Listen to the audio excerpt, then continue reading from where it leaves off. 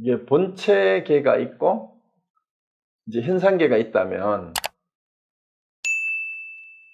현상계는 현존재하고 존재자는 이 현상계의 얘기고, 여기는 존재의 얘기. 존재는 본체계예요. 그런데 이게 따로따로 분리되어 있는 게 하나로 통합되어 있어요. 이 전체의 바탕에 있는 게 본체고, 이게 이제 존재는 형상도 아니고 뭐라고 할 수 없고, 현상계는, 이 현존재는 매 순간 그때 동시적으로 우리가 흔히 재행무상이라는 말도 하고 항상 변화한다라는 말은 동상철학, 주역, 불교에서 다 같이 항상 변한다라고 할 때 매 순간 변하면서 그때 변하면서 모습이 드러나잖아요. 고정된 건 아니지만 그게 현존재예요. 그런데 이 변하는 것을 이제 영상이 필름이 딱 이제 사진을 찍어 놓으면은 필름만 보면은 고정돼 있잖아요. 그리고 우리가 세상을 볼 때 그렇게 한 카트 한 카트 부분을 고정된 것으로 인식하는 것이 이 세계를 인식하는 것을 존재자라고 그래요. 그렇게 인식된 것. 그리고 인식도 그것만을 세상에 실제로 있다라고 보는 게 존재자적 차원의 수준이에요. 그럼 사람에 대해서도 마찬가지예요. 저 사람은 어떤 사람이야? 난 어떤 사람이야? 라고 자기 자신에 대해서든 다른 사람에 대해서든 존재자의 차원에서는 항상 고정관념을 가지고 이름 붙이기를 해요. 이름을 붙여서 규정을 해버려요. 이름 붙여서 규정을 한다라는 게 뭐예요? 규정이 define이라고 제가 자주 얘기하잖아요. definition을 하면은 defined 되면 제한된다 그러잖아요. 그래서 그 규정 속에 갇혀버리게 되는 거예요. 이게 제한된 인식이고 바로 이제 선입견이고 고정관념이고 편견이 되는 거예요. 그 물상화하는 거고 대상화한다라는 말은 그 말입니다. 그래서 현상계에서 우리가 인식하는 수준은 대부분의 사람들이 존재자적 인식 수준에서 살아가고 있어요. 심지어 현존재적 인식도 못해요. 세상은 항상 변하고 사람을 우리 상대적으로 우리를 볼 때도 그렇잖아요. 내가 누구냐라고 얘기하면은 여러분 누구예요? 나는 누구예요? 자기에 대해서든 남에 대해서든 그냥 현존적으로 나를 이해하는 가장 좋은 방법이 뭐냐 하면은요. 지금 내가 무슨 생각을 하고 있는가, 무슨 말을 하고 있는가, 무슨 행동을 하고 있는가, 그것만 기준으로 나는 그런 사람이에요. 지금 그게 현존재적 인식이에요. 내가 욕을 하고 있으면 욕하는 놈, 내가 돈 생각했으면 돈 밝히는 놈, 내가 다른 짓을 하고 있으면 그거 하는 사람. 그때 그렇게 규정되는 거죠. 내가 도둑질을 하면은 도둑놈. 내가 남을 도와줄 때는 남을 도와주는 사람. 매 순간 그때 거기에 그렇게 그때 그렇게 항상 변하는 순간 그렇게 그 순간을 그냥 그때 찰나로 봤을 때 그게 현존재적 인식이에요. 세상을 볼 때도 그렇게 본다면 고정관념화하지 않고 세상은 항상 변한다라고 보죠. 그래서 현존재하고 존재자의 인식도 우리가 구분이 잘 안 돼서 일단은 우리가 우리가 존재자의 차원, 표상적 차원에서 현존재 차원으로라도 우리의 인식을 좀 고양을 시켜야 돼요. 그리고 현존재 차원으로 인식이 되고 나면 그렇게 현존재를 현존재에게 하는 그 바탕이 바로 존재다라는 것을 확 이제 느낄 때가 있어요. 그러면은 이제 불교 수행에서 이거는 제가 지금 이렇게 얘기하는 거 이거는 다 이제 말이고 이론밖에 안 돼요. 근데 그 말을 드러나고 매 순간 말이 이렇게 흘러나오고 있는 것, 여러분이 듣고 있는 이 자체는 현존재적으로 계속 그렇게 흘러가고 있어요. 이게 이제 불연속적 연속의 진행이라고 제가 표현한 거, 그게 현존재적이고요. 그게 동시인가요? 매 순간 그때. 그러면은 이제 제가 불교를 수행할 때 그럼 이걸 어떻게 체득을 하느냐예요. 체득하는 게 예를 들면 가나선에서 제가 하두를 자꾸 점검을 해보시라고 계속 말씀을 드리잖아요. 저는 안타까워서 그래요. 모든 하두는 두 종류밖에 없어요. 존재 차원을 체득하게 하는 하두가 한 종류가 있고요. 현존재를 그때그때 매 순간 체험하게 하는 하두, 이 두 종류가 있습니다. 존재자를 알게 하는 하두는 없어요. 왜냐하면 기본적으로 이건 허물이고 이거는 말이 안 되고 부처님도 일체상이 모두 다 허망하다라고 얘기했을 때 이 존재자거든요. 그게 상이. 그래서 여러분이 그 화두를 하는데 예를 들어서 수미산 공안이라고 제가 이제 해보라고 내드렸는 게 있는데 이 수미산 공안은 전부 다 현존재에 대한 내용이에요. 매 순간 한 생각 일어나는 것을 그렇게 자기 스스로 그때그때 알아채라는 것을 알아차림이고 위파사나는 전형적으로 현존재 수행이에요. 매 순간 알아채입니다. 알아챔. 사띠하는 거. 그게 현존재적 차원에서 수행하는 거예요. 그 매 순간을 현존재적으로 살아라는 게 이제 사띠인데, 근데 남방불교나 그 위파사나 수행하는 사람은 현존재밖에 몰라요. 존재를 몰라, 존재를.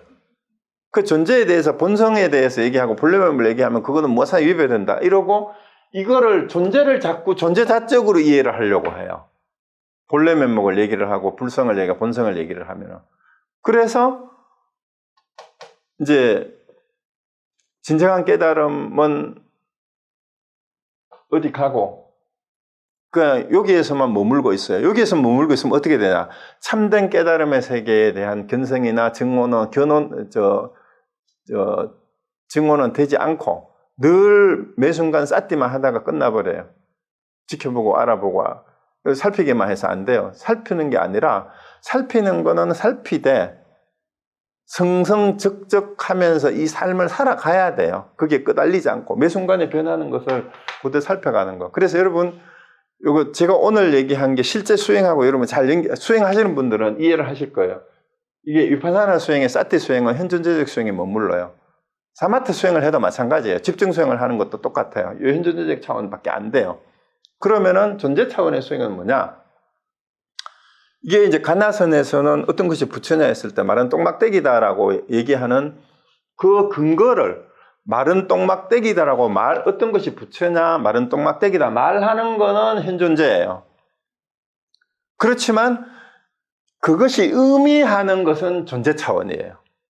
그게 아까 하이데거나 이제 여기 노자나 장자나 불교에서 말하는 것이 그것이 형상이 없고 이름 붙일 수 없다고 해서 수행을 하고 본성을 깨닫는 것이 포기되는 거 아니다 했잖아요.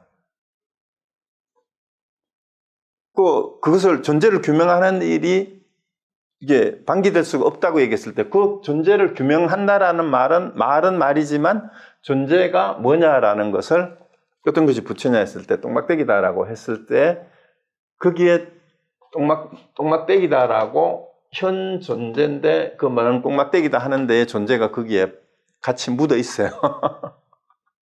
그게 존재를 드러내는 방식이에요. 그러니까 존재가 드러날 때는 이미 현존재가 돼버려. 그렇지만 현존재 차원에서 현존재를 현존재게끔 하는 것이 그 바탕이 존재다라는 거를 그 의미를 아는 것을 증오라고 해요. 그것이 견성이에요.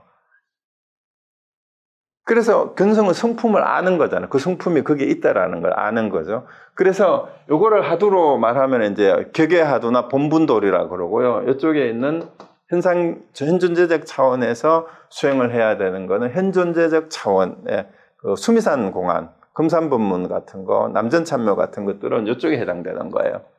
근데 여기에서 뭐 마른 똥막대기다, 뜰 앞에 잣나무다, 무슨 이런 하두들은 이제 여기에 다 해당되는 하두들이죠.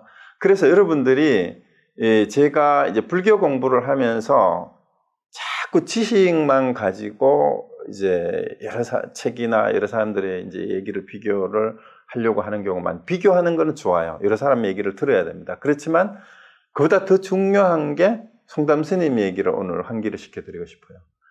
수행을 하지 않으면서 참선을 하지 않으면서 맨날 모여가지고 돈이 많네, 점이 많네라고 이론적으로 떠들어 봤자 다 구두선이다. 돈의 돈수가 맞느냐, 돈의 점수가 맞느냐. 둘 다 맞지도 않고 둘 다 맞을 수도 있어요. 그러니까 어떤 차원에서 얘기했느냐에 따라서 돈의 점수가 맞을 수도 있고요. 그 다음에 또 돈의 돈수가 맞을 수도 있는데 결국은 뭐예요? 현상은 사실은 매 순간 돈의 돈수예요. 매 순간 돈의 돈수예요. 매 순간 돈의 돈수예요. 그런데 돈의 돈수 하는 게 한 번 깨달아 마친다라고 하면은 글쎄요. 그거는 조금 문제가 있어요. 그건 아니에요. 그 왜 그러냐? 그럼 부처님이 직접 부처님으로부터 전해온 거라면, 부처님이 우리가 요즘도 절에서 그거 하죠. 자자하고 포살이라는 얘기를 하는데, 한 달이나 아니면 세 달이나 이제 매달 동한 거나 하한 거, 안거를 하고 나서 대중들이 같이 이제 수행자들이 있을 때, 한 달에 한 번씩 이제 한국 절에는 자자나 포살 법회라고 하는 게 있어요. 그게 뭐냐 하면, 한 달 동안 같이 지내면서 이제 돌아가면서 꼭 임재판하는 거하고 비슷해. 한 사람이 맨 가운데 앉아요. 그래가지고 지난 한 달 동안 내가 생각을 해보니까 그동안 내가 이러이러한 잘못을 했습니다. 그게 이제 같이 대중들한테 관계에서 잘못한 것일 수도 있고 자기 혼자 게을러서 뭐 실수한 것도 있고 이런 걸 다 이제 고백을 해요. 그래서 이런 것들이 실수를 한 것인데 이제 참회합니다. 그래서 용서를 구하고 다시는 그런 일이 있지 않도록 이제 노력하겠다라고 이제 자기 스스로 이렇게 하는 거죠. 그러고 나서 뭘 하느냐? 혹시 제가 알기로는 제가 지난 시간 동안 이렇게 이런 거를 잘못하고 이런 걸 이렇게 했는데 혹시 제가 모르는 잘못한 것이 있으면 여러분이 지적해 주세요라고 또 마지막에 얘기를 해요. 그럼 부처님도 그걸 하셨대요. 부처님도. 한 달 동안 살면서 지나면서 보니까 내가 이러이러한 일이 있었는데 그때는 내가 이거를 잘못한 것 같은데 참회한다. 그리고 내가 미처 잘못한 것이 있으면 여러분이 지적해달라.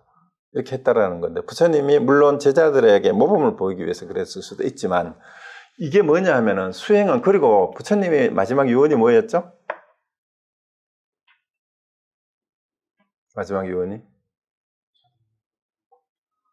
예, 자등명, 법등명 하고 그 다음에 더 마지막 구절이 있잖아요. 방일하지 마라. 게으르지 말고 그 다음에 부지런히 정진하라가 제일 마지막 말이에요. 부지런히 정진하자. 근데 그게 누구한테 한 말이었어요?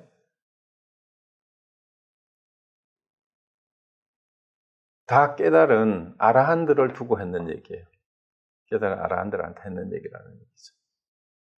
거기에는 가섭이 있었는지 모르지만 가섭도 있고 라훌라도 있고 다 포함될 거예요. 근데 거기에서 법을 전해져 내려온 사람. 그 부처님도 돌아가시면서 아라한이면은 초기 불교에서는 부처님하고 똑같은 깨달은 사람이잖아. 그러면 그들에게 왜 게으르지 말고 부지런히 정진하라라고 얘기를 했을까요? 그래서 자, 우리가 증오를 했다 하더라도 돈어를 했다 하더라도 구경각에 갔다 하더라도 우리 몸은 어디에 있어요? 부처님도 완전히 깨달았지만 어떻게 됐어요? 마지막에 돌아가실 때 어떻게 돌아가셨어요? 상한 음식 먹고 돌아가셨잖아. 그리고 안 아팠겠어요? 불편하지 않았겠냐고. 그래서 우리는 현실의 시공간 속에서 우리 욕구를 가지고 살아가는 사람은 설사 깨달았다 하더라도 몸에 배인 습기가 사실은 현실적으로 남아있어요. 그래서 우리는 매 순간 점수점오를 계속 사실은 해야 돼. 해야 되고. 그런데 이제 깨달음이 뭔지를 아는 사람은 점수점오가 존재자 차원에서 점수를 하는 것이 아니라 이제 뭐 완전히 깨달았으면 더 이상 깨달을 건 없겠죠. 그렇지만 또 모르는 게 또 있어요. 우리가 적어도 현존재적 차원에서는 끊임없이 자기를 살피고 돌아보면서 수행을 해 나가는 연습을 계속 해야 돼요. 그것이 바로 이제 보조국사가 얘기했는 도노 이후에 모구행이라고 하는 거죠. 모구행에 대한 내용은 이제 나중에 나옵니다. 그래서 오늘 이 얘기를 한 것이 오히려 헷갈리게 만드는 건지도 모르겠어요. 그래서 이제 존재 차원, 현존재 차원, 존재자의 차원을 제가 설명하려고 했던 것은 이제 불교 용어와 좀 가까운 거로 바꾸면 본래 인가가 없는 차원, 그 다음에 항상 동시적으로 있는 동시인가의 차원, 그 다음에 이제 늘 이제 연속적인 시간의 흐름에 따른 상시인가의 차원에서 일어나는 우리 세상의 우리의 인식 활동을 구분할 필요가 있다. 그리고 구분을 하면서도 어떤 순간에 내가 상시인가에 빠지고 동시인가를 인식하고 동시인가를 넘어서 본래 인가가 없는 자리를 이해할 수 있는가를 여러분 스스로 매 순간 점검을 하셔야 돼요. 그래서 매 순간 살아가는 모습은 항상 현존재적으로 재행무상하게 이렇게 흘러갈 뿐이에요. 그렇지만 그 자리에 원래 항상 승승적적한 그 자리는, 부처의 자리는, 깨달음의 자리는 상도 없어요. 무상이라고 할 것도 없어요. 그래서 일체 모든 것이 비어진 자리다. 그리고 그것으로 인해서 항상 변화해가는, 현현하는 그 인가법이 이제 연기가 이 세상은 연기죠. 그 연기는 본체가 아니에요. 본체에 대한 설명이 아니고 현상계에 대한 설명이에요. 현상계가 존재하는 방식을 설명한 것이 연기설이에요. 그리고 연기설의 내용에는 깨달음 자체는 없어요. 현상계가 그렇다라는 설명이에요. 본성에 대한 설명은 없다 이 말입니다. 12연계의 내용이 어디서 시작해요? 무명에서 시작해서 생도명사로 끝나잖아요. 그런 우리의 현상계가 이렇게 돌아간다라는 걸 설명하는 것 뿐입니다.